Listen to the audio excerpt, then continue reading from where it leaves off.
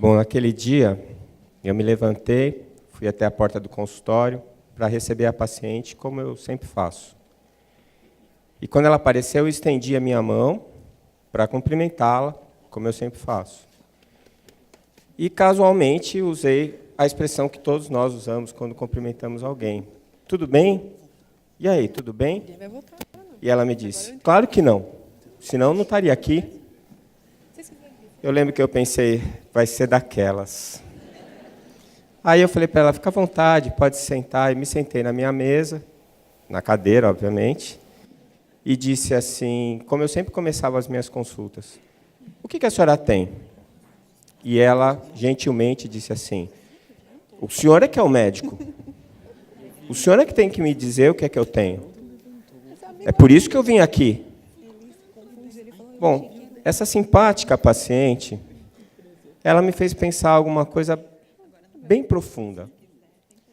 Qual é a minha missão? Para que eu estou ali? Eu, como médico, eu estou ali para fazer o quê?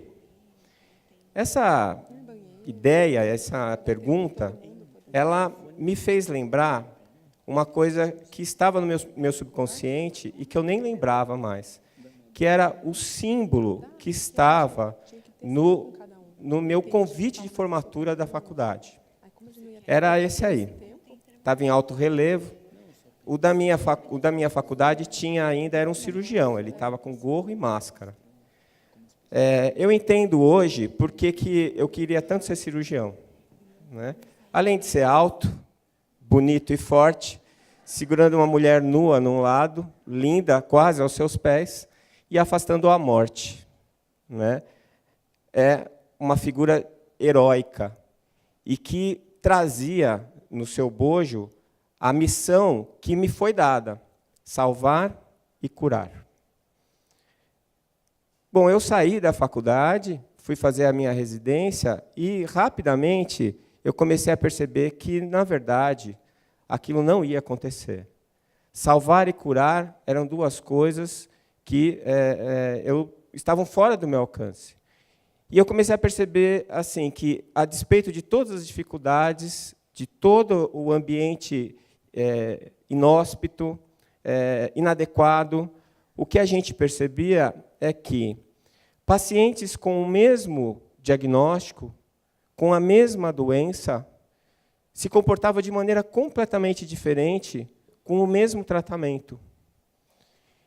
E eu ficava encafifado com aquilo, porque eu fiz o diagnóstico correto? Fiz.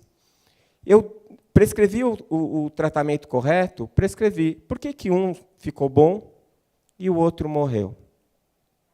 E o tempo foi passando e eu fui descobrindo que, se fosse tão fácil assim, não precisava de médico. Fazia um app, punha no seu celular, você depositava ali naquele app os seus sinais, os seus sintomas, os resultados dos exames clínicos, e rapidamente você teria o seu diagnóstico, e junto com o diagnóstico, o tratamento, e você ficava bom. Todo mundo ia ficar bom. Por que isso não acontece? Porque não existem doenças, existem doentes. Eu nunca vi uma apendicite ir no cinema. Eu nunca vi uma úlcera pegar ônibus. Mesmo quando eu ia operar uma hérnia, tinha uma pessoa deitada lá. Por quê? Porque existem pessoas. E a medicina que eu aprendi, ela é a medicina que trata doenças, não trata doentes. Uma das dificuldades que a homeopatia tem para fazer a prova, a correlação dos seus resultados, é que, quando nós vamos aferir os resultados da homeopatia, nós usamos a metodologia clássica e que é usada na alopatia. E aí eles perguntam assim, como você trata uma úlcera? E o homeopata não trata a úlcera, ele trata a pessoa que tem úlcera. Ele não dá o mesmo remédio para a mesma doença, porque são pessoas diferentes. Então, como é que a gente fica agora? Porque fazem 30 anos que eu faço diagnósticos e tratamentos de doenças. O que eu parei para pensar é que, em vez de eu fazer o diagnóstico da doença simplesmente, eu precisava começar a fazer o diagnóstico da pessoa. Eu precisava ver quem é que estava lá. E se eu entendesse a pessoa, eu ia entender por que ela tinha aquela doença. A doença vira um rótulo. E a gente cria esse rótulo e dá para o paciente. E eles saem bem satisfeitos do consultório com o rótulo. E às vezes ostentam com orgulho.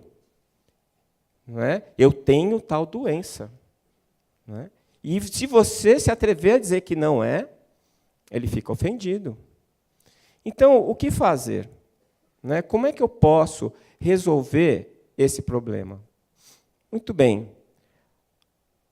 Se eu acho que a minha tarefa é salvar e curar, eu vou ter sucesso numa porcentagem muito baixa dos casos. Eu não vou conseguir fazer com que as pessoas se salvem e se curem, porque, em verdade, elas é que se curam. Elas é que se salvam.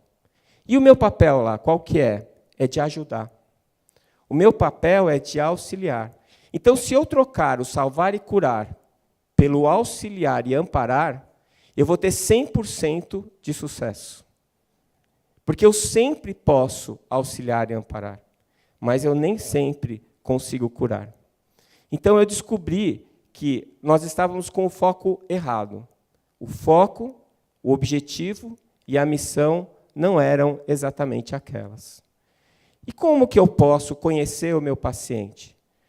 Rubem Alves disse certa vez que no mundo existiam muitos cursos de oratória e nenhum de escutatória. Para eu conhecer o outro, eu preciso ouvi-lo. Um trabalho americano mostrou que, numa consulta médica rotineira, o paciente ele fala por 16 segundos. E depois de 16 segundos, o médico já começa as perguntas.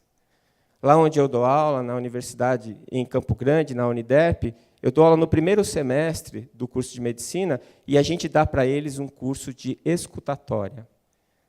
A gente usa uma técnica que é chamada de texto experiencial, em que eles têm que ouvir o paciente por pelo menos meia hora e depois escrever um texto como se eles fossem o paciente. E aí eles vão fazer o diagnóstico da pessoa. Eles vão tentar entender o que é que fez aquela pessoa chegar onde ela está. E, a partir daí, mesmo com o diagnóstico da doença, que é necessário, mas não suficiente, eu começo a fazer a proposta de tratamento. Uma proposta em que o meu paciente vai ter em mim um parceiro que vai buscar com ele uma saída para a situação que ele está enfrentando.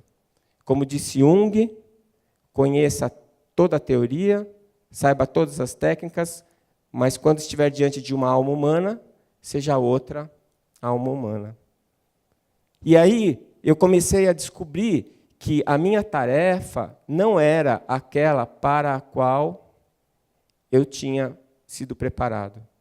Aquela técnica, a teoria, todo o meu conhecimento como médico, como cirurgião, ele era para auxiliar o meu paciente, para ajudá-lo, para que ele pudesse encontrar a cura.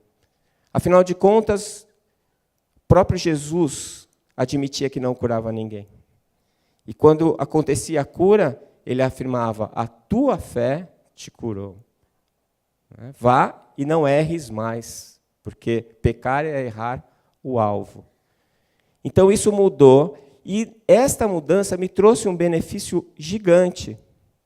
Por quê? Porque eu tirei das minhas costas o peso de uma missão que eu nunca seria capaz de cumprir. E eu percebi que, dentro da universidade, a formação que eu recebi não era uma formação escolhida pelos acadêmicos. As universidades, elas formam os médicos que a sociedade pede para elas. E a sociedade pede um médico onipotente, para ela poder terceirizar a sua saúde para o próximo. Você resolve o meu problema. Eu vim aqui porque é você que é o médico. Você tem que me dizer o que está acontecendo. Não é. Ela é que está vivendo. Ela é que tem que me contar. Tenho para mim que aquela paciente confundiu o médico com o médium. Eu não tinha como saber o que ela tinha antes dela me contar o que ela tinha. E eu decidi que eu ia passar a ter uma atitude diferente. Por quê? Porque se eu for uma alternativa, se eu conseguir ter um comportamento diferente dos outros colegas, talvez as pessoas percebam que para elas também é melhor ter alguém que não se coloque como salvador da pátria, que não se coloque como alguém que vai resolver os seus problemas, mas se coloque como alguém que está ali para te ajudar, que está ali para te auxiliar. E aí, quem sabe, olhando o exemplo de quem vai na frente, quem vem atrás também possa, pelo menos, ter a opção de escolher um caminho diferente. Por causa da minha impaciente paciente, hoje, quando eu me levanto, quando eu estendo a minha mão, e quando eu recebo o paciente, eu não digo mais, e aí, tudo bem? Eu digo assim, muito prazer em vê-lo, ou muito prazer em revê-lo. E quando nós nos sentamos, e eu vou começar a consulta, eu começo assim, em que eu posso te ajudar?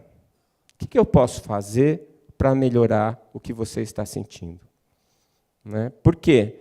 Porque eu descobri que a missão do médico ela é diferente do que eu tinha aprendido. Eu descobri que ser médico é ser parceiro, é estar ao lado e não acima, é auxiliar com amor e não com prepotência, é estar consciente de que a cura é atributo do enfermo e não do terapeuta, é ser solidário, mas, acima de tudo, é ser humano. Muito obrigado.